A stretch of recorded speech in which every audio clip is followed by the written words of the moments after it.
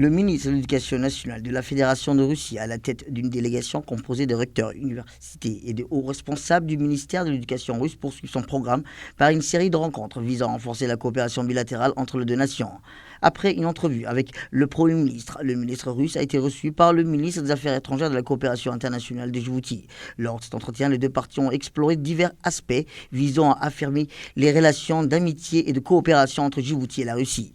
Ils ont mis en avant l'importance de l'éducation, de la recherche, des échanges culturels comme vecteur de rapprochement entre les deux peuples.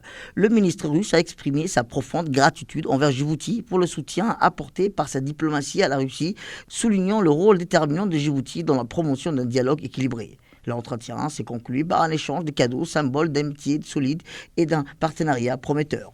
Ensuite, un déjeuner de travail s'est tenu au Kempinski Hotel entre les hauts responsables des ministères de l'éducation des deux pays. Cette réunion, coprésidée par le ministre de l'éducation russe et son homologue djiboutien, a permis de mettre en lumière les avancées des systèmes éducatifs respectifs et de discuter des opportunités de collaboration.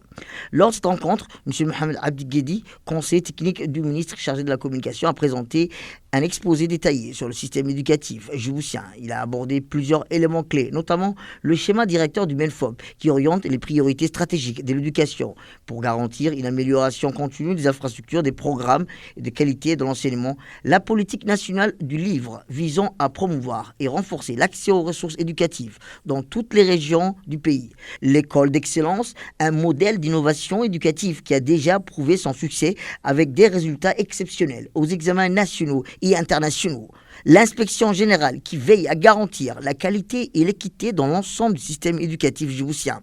De son côté, M. Mohamed Elmi, directeur général de l'administration, a fait une présentation du lycée de Djibouti et de l'école fondamentale de Sagalou qui feront l'objet d'une réhabilitation par les partis russes. De côté, la délégation russe a présenté le système éducatif russe par l'intermédiaire de son directeur de la coopération internationale au ministère de l'Éducation nationale russe. Cette présentation a mis en avant les innovations technologiques, les approches pédagogiques modernes et les opportunités d'échange académiques pour les étudiants et les enseignants djiboutiens.